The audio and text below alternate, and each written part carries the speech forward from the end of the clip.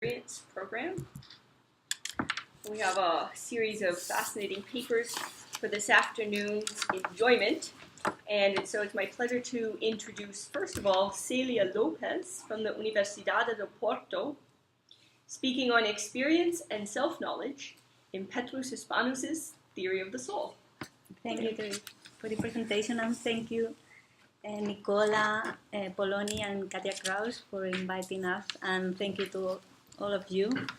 I'm sorry for my English. Let's see if you can understand me. According to the literature about the Sententia cum questionibus in libros primum et secundum de anima Aristotelis by Petrus Hispanus, this commentary manifests the tension between Neoplatonism and Aristotelism, which is characteristic of the first half of the 13th century. In this paper, I will try to show that when dealing with the self-knowledge, albeit the commentary is set in an explicit Neoplatonic framework, Petrus Hispanus seemed to be uncomfortable within this framework and being more and more committed to the Aristotelian doctrine and his vision of science. Before starting the paper, I would like to give some information on the work for the case that there is someone here in the room that does not know it. The Sententia cum questionibus is a commentary with questions on the anima by Aristotle from the Boethius translation. It's from 1214, more or less. Two manuscripts transmit the work, one in Venice and the other in Krakow. And there is a publication of 1944 by Manuel Alonso based on the Polish manuscript. The two manuscripts diverge in the order of some questions and at the end of the first book, and these variations could respond to two different elaborations by the author himself. The attribution to Petrus Hispanus appears in one of the two manuscripts twice. Two works on the soul exist that are attributed to Petrus Hispanus, identified with the Pope John XXI, the Sententia and the Scientia Libri de Anima. Here, we will deal only with the Sententia cum questionibus. It is an extensive commentary despite being unfinished in both manuscripts. They stopped at the second book, 450b-28. There is no known commentary on the third book. All the studies on the commentary have to deal, therefore, with this limitation. That said, I continue with my paper. Before the beginning of the commentary itself, the Sententia includes some preliminary questions on the science of the soul and its grounds. As the text explains, this analysis of the science of the soul has to deal, on the one hand, with the characteristics of its object, namely the soul. On the other hand, the inquiry should raise the question on what a science is and which is its method. And finally, if its method is applicable to that object. Departing from a conception of science based on the senses and on the process of abstraction, Hispanus finds instead necessary to announce some other ways of gaining accurate knowledge by the intellect. This disquisition about modes of knowledge is given at the beginning. In the first question, I quote text 1 on the handout. We should say that something is known by the intellect in 7 ways. One way is by means of the species that is before in the senses, and thus the corporeal thing is known by the intellect. And about this, it is pertinent the objections.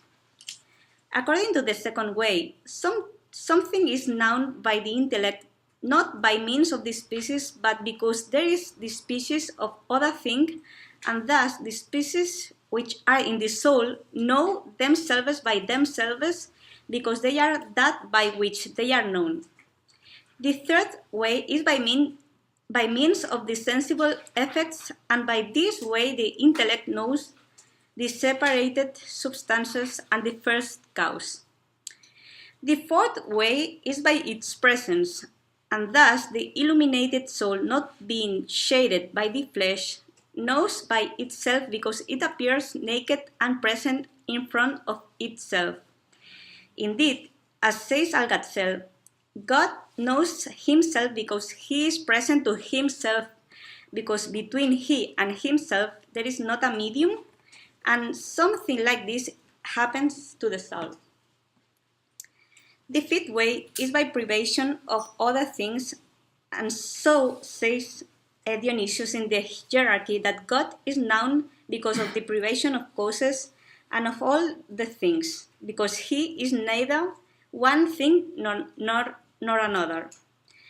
The sixth way is via the proposition, and thus, by analogy, the matter is susceptible of being known similarly to how, the same that the bench comes from the log, this same all the elements are done from the primordial matter. The seventh way is by means of the likeness with other, and by this way the universal is known by means of the likeness and the idol of the singular things. And this is how the intellect knows the soul per sentiam.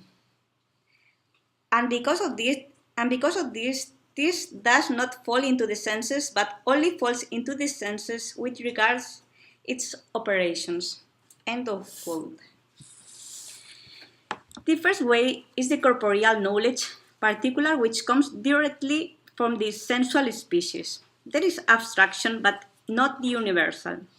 The other, from the second to the seventh, are different from the first because they are performed by some intellectual consideration.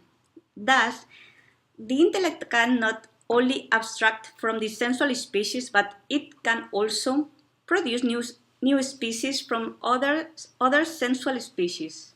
Second way, reach the cause from the effect known due to the sensibility. Third way, conceived by privation of the corporeal things, as Dionysius thought that God can be known. Fifth way, understand by analogical thinking, from a physical model to the non-physical. Sixth way, conceive the universal through the corporeal likeness from the particulars. Seventh way, these ways are not dealing directly with the information from the senses. They come from the sensual species to perform their own activity, which is free of the corporeal instrument. In this list is missing the fourth way of knowledge, which is different from all the others, as it is per presentiam sui. Petrus Hispanus says about this knowledge, I repeat, and thus the illuminated soul, not being shaded by the flesh, knows through itself because it appears naked and present in front of itself.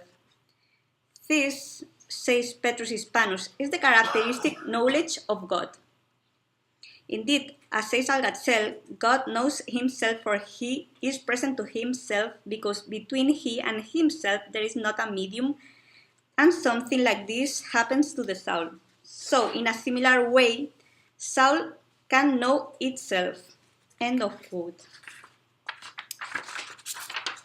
The conclusion provided in this argument is that the soul can be known per sentiam, through these ways of knowing, from the second to the seventh, whereas the first way permits only the knowledge of soul's operations. Despite being among the others in the text, the mentioned fourth way of knowledge remains the Neoplatonic view of intelligent self-knowledge. The adherence to this non-Aristotelian view is confirmed just later in the solution of the second question, when assuming a double knowledge of the soul. The new question addresses the debate on the innate versus acquired origin of knowledge in the human soul. In the Reasons pro Innatism, Petrus Hispanus quotes St. Augustine and the Fons Vitae, representing the contrary side, Aristotle. After these previous rationes, which I'm not going to reproduce, an extensive solutio is given which, against the innatism of Plato and the tabula rasa of Aristotle, gives an alternative third view about the the acquisition of knowledge. I quote text 2. It should be said that the soul has a double knowledge. This is this which it has got from its creator, from whom it exists, and the soul has this knowledge naturally. And this is the knowledge of the summum good and of the soul itself. This knowledge is placed in the soul naturally, and the soul has the faculty of it, and it is innate. Nevertheless, another knowledge exists that the soul has of mundane things, which is acquired by the phantoms, and this is acquired and it is not innate. And it is of this that all the philosophers speak about when saying that the knowledge of the soul is acquired. Concerning the first one, knowledge, this is not true. It is true that the soul is illuminated by the first, and that from the beginning the soul has the virtue of knowing itself and the divine good. And with regards to this knowledge, it is true that it is innate, but this is not a scientific soul's knowledge, but it is self-knowledge. But with regard to scientific knowledge, it is true that it is not an innate knowledge, but it is acquired. End of quote. Petrus Hispanus' alternative theory seems to find its inspiration in the Liber de Causis, 7 proposition. It is in the line of the doctrine of the illumination as was described by Mazzarella. Regarding the knowledge of the soul by itself, Petrus Hispanus refers to this illumination to defend the innate self-knowledge a primo per primam illuminationem from the beginning. Whereas this is a special kind of knowledge which referred only to God and the soul, the other kind of cognition can address all kinds of beings, both corporeal and spiritual. The latter, thus, is the acquired knowledge which comes from the sensible species. This is, in fact, the kind of knowledge addressed by the philosophers, states Petrus. Nonetheless, the illumination doesn't mean some acceptance of the Platonic doctrine, which Petrus Hispanus mostly rejects. This rejection is clear when Petrus Hispanus responds only to the pro-innative opinions in the arguments ad contrarium, rejecting any kind of existence of forms in the soul before their acquisition via senses. Thus, he says in text 3, it should be said that the forms appear in some other in a double manner, in a natural manner and by reception. According to the first way, the forms of the things appear in the intelligence. According to the second way, they shine in the soul. In turn, the latter is double as well, as they, the forms, shine by reception. This is a bit confusing. Shine by reception, suffering them in themselves, and in this way shine in the possible or potential intellect, or shine, suffering them in another and being active in themselves, and this way shine in the agent intellect. And from one and another way, complete knowledge is obtained. End of quote. Petrus Hispanus is clear on this. This soul is different from the intelligence because in the latter the form is obtained in a natural way without body. In the soul, it is only via reception of a species, which does not imply the absence of action, but the combination of a passive and active part. This means that, with regard to self-knowledge, Petrus Hispanus is not defending direct knowledge of the soul via the form. Therefore, if any kind of innate and per presentiam self-knowledge exists, it should be of another kind. Next question, question 3, delves finally into this specific matter, asking if it can really exist self-knowledge. Utrum anima se ipsam cognoscat. I quote text 4. It should be said that the soul knows itself by itself. As Boethius said in the De Consolatione, the soul cannot ignore two things, namely the truth and itself. And continues, soul cannot ignore itself because it is always present to itself. Also, Augustine says that as the soul knows everything, it is impossible it doesn't know itself. So it's clear that the soul knows itself, as it was shown by Boethius and Augustine. To the contrary reason, it should be said that the knowledge of the soul is double. One is originate in the sense and starts in the objects and ends in the potencies, and from the potencies to the substance. And this is not soul's self-knowledge. There is another knowledge of the soul by means of a reflection over itself, and the soul has this knowledge about itself, and about this one, the objection is not pertinent. End of quote. The two modes of soul's knowledge appear again, but now some more information is provided about how this knowledge per presentiam is produced. It is per reflectionem sui supra se, innate. At this point, Boethius and Augustine are the selected authorities. This knowledge is from the beginning because the soul is always present to itself, as said Boethius. As Augustine says, the soul cannot ignore itself if it knows everything. Again, in questions 4 and 5, Petrus says that with regard to this knowledge, it is not produced per species, but it is innate and by presence. Here is the text number 5 in the handout. It should be said that soul's knowledge is double. One is by reflection of itself over itself, and this falls over itself first, and it is innate, and this is not given to all the souls, but only to the soul that is more abstracted from the sensual things. I do not say separate, but separated by abstracted, because that one is always present and when more abstracted, more present is to itself. There is other soul's cognition by means of the information by the acquired science, and this starts from the exterior things and finishes in the soul. And about that speaks Aristotle. And this latter fell over the thing before and through the things over the soul. Nonetheless, the former cognition falls over the soul first. End of quote. As it is described, it is a knowledge produced by reflection over itself, a kind of knowledge different from that assumed by Aristotle in the third book of the Anima.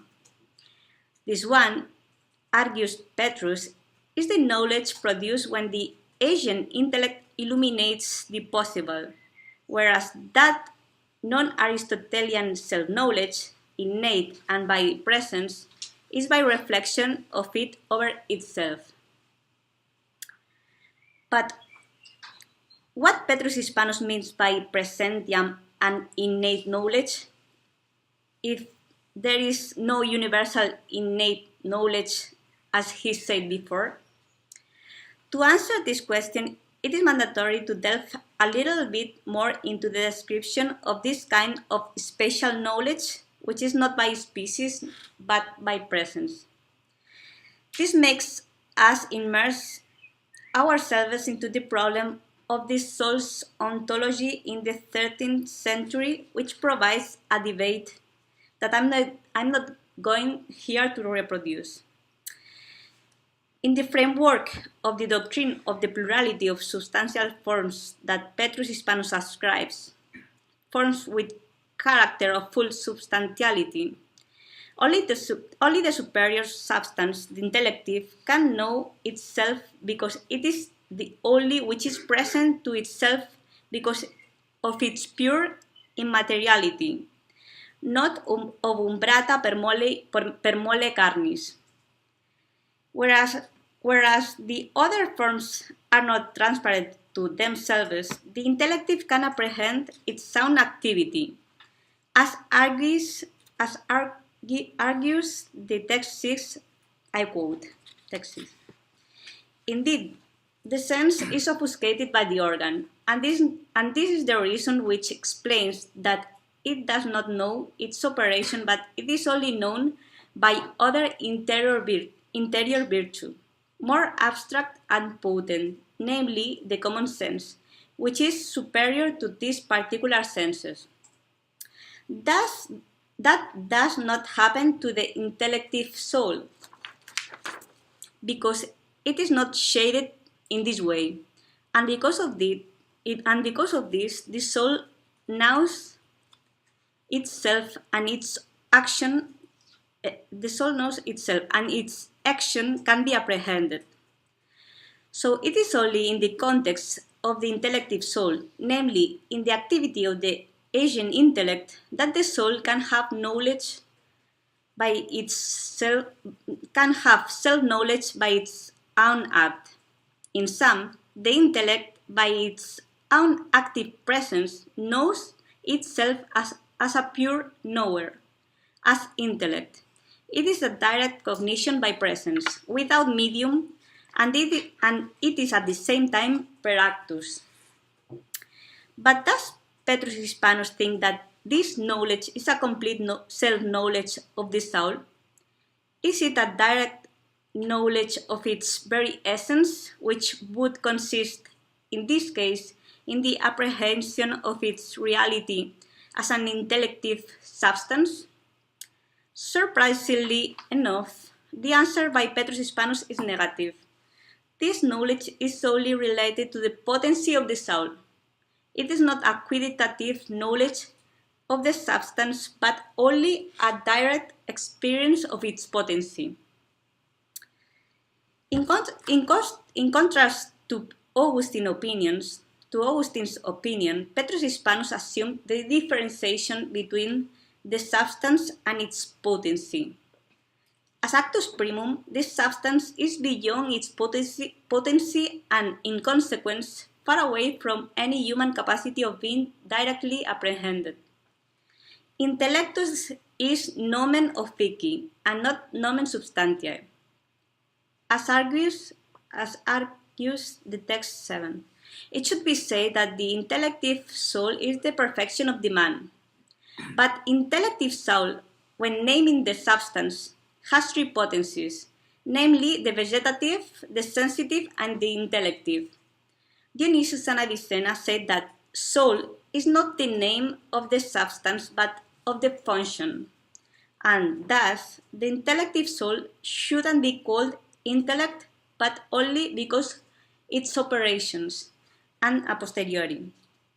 Thus, the intellect is not the substance of the soul itself. It is indeed called intellective soul, but this is not because the intellect is its substance, but because it is its potency, and the understanding its operation, and the understanding of its operation, And in consequence, the intellect is not the perfection of the human being, but only its potency or operation, and therefore the human perfection is that which is the soul. End of quote. Beyond its active reality as an intellective form, the soul's substance is obscure and inaccessible to man by this kind of internal or privileged experience. The essence of human soul is in fact its own perfection, and to it the intellect appears to be naturally blind. I quote text 8. It should be said that there are two ways for knowing the soul. One proceeds through objects and operation, and that is well known. The other proceeds until the substance of the soul, and that is occult, because the substance of the soul is far from descends to the maximum. And continue. To the contrary second reason, it should be said that the definition of the quiddity of the soul concerns neither the operations of the soul nor its objects, but concerns its substance, which is occult and not manifested to us. And this is why it is difficult to know the quiddities of the soul. The quiddity of the soul. End of quote. I argue, therefore, that for Petrus Hispanus, self-knowledge is limited to the knowledge of the soul tanquam its intellectual potency, which is the agent of knowledge and not some kind of subjectum. As these are the terms of the cognition, between them is established a relation with no medium transparent from the agent of knowledge to its object, which is itself and its intellectuality. This is the essential knowledge that the soul has in this direct experience. It is an actual cognition, but a limited cognition, only of the potency. So while at the beginning Petrus seems to defend an essential self-knowledge by means of a direct contact with its substance, afterwards the direct object of knowledge seems to be limited to its action. While there is a clearness in the knowledge of the potency, the spiritual separated substance remains far from our cognition. Despite the presence of the soul to itself, its reality as substance is in fact occult and non-manifested because it is always a spiritual substance in a body. Its ways of cognition are in fact human. The intellective soul is not a separated substance in fact, but only abstracture. It is because of this that we do not have knowledge of this separated substance, nor of our soul as a separated substance, because it is not such. Self-knowledge, as it is proposed by Petrus Hispanus, does not permit to know the nature of this separated soul. Nevertheless, even though the limits of this knowledge, which does not include the essence of the soul's substance, it is not a useless knowledge. In fact, it appears to contribute to the origin of the scientific knowledge of the soul's substance. Surprisingly enough, the resultant scheme is very close to that initiated by means of external operation of the soul, but in this case by means of a perception of an internal operation. The posterior stage for building scientific knowledge from this cognitio sui is some kind of secondary act of the intellect, working from the effects to the causes or by comparison, etc., to finally obtain the soul's essence and definition, as shows the text 9. It should be said that it is natural to the soul to be defined, and we speak first about the intellective soul, in which there is more manifestation and reason to be defined. Indeed, it, the soul, looks to the Creator from whom it receives influence, being and conservation, and it looks to the body with whom it is united, which is perfected by the soul and maintained, and to whom it addresses the operation, and it looks to its essence. And it looks as well to its essence, and it has comparison to different things from itself, being defined by privation. And by these four ways, every spiritual substance knows, that is, looking to the Creator by comparison to whom is influenced by it, and in its essence, and by privation of the other things. And continue. And finally he said, with regard to the substance, this soul has reason for being defined, but it is occult to us because of its simplicity. It's occult. But by comparison to other creatures, it is defined by privation. as every principle and every simple thing is defined this way. End of quote. In this sense, as the soul is conceived in its union to the body as a reality that is not the body nor its accident, this science of the soul, as Aristotle conceived, is necessary to reach the comprehension of the reality of the soul as a form. Nonetheless, the metaphysics has to deal with the knowledge of the soul according to its spiritual reality, as the text then explains. There are two ways of speaking about the intellective soul. One is related to its substance and separated life, and in this sense it pertains to the metaphysical discourse. The other is speaking about the soul related to its union with the body and its existence into the body. And in this sense it looks to the natural science, because natural science considers patients and operations in matter. And thus this science on the soul, which is this speculation, is natural because it is about the soul united to the body. End of quote. In sum, at the beginning of the Questiones Preambulares of the commentary, Petrus Hispanus seems to reject the Aristotelian view on self-knowledge in favor of some kind of illuminist scheme in which self-knowledge is provided from the beginning. Nevertheless, we could see as well that he spoke about this self-perception in terms of disposition and virtue given from the beginning. This appears in text 2.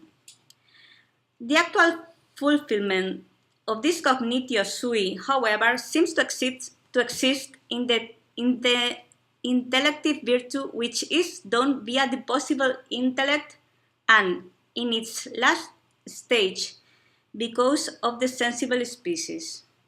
Nevertheless, this self-knowledge has its special mechanism of being produced, which is not posterior to the acquisition of species, but it seems to be anterior or to be in time with it. Therefore, this self-knowledge, according to Petrus Hispanus, is not the perception of one of the collateral effects of the cognitive mechanism, but the apprehension of the intelligible constant act in its reality as intellectibilitas.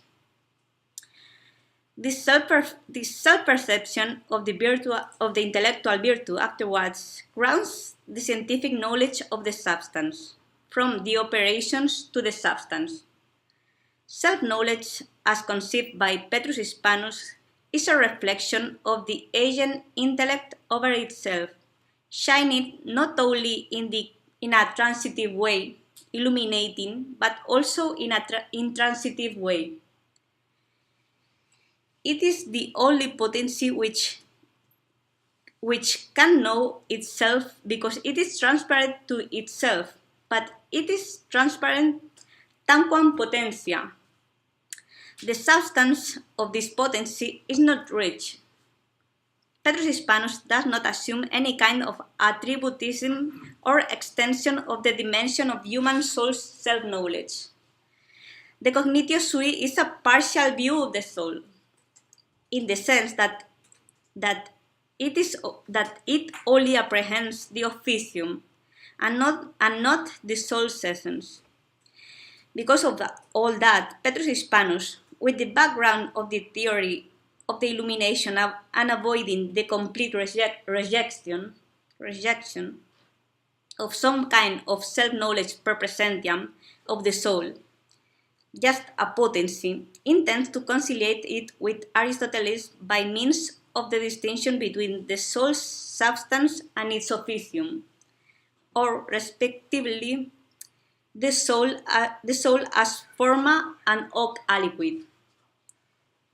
In sum, because of the inaccessibility to the substance by no other means than this cognitio sui, Petrus Hispanus justifies a science of the soul as conceived by Aristotle, which shall help to understand man and other non-corporeal realities as God, whose essence are far from being known directly by the limited human intellect. I think.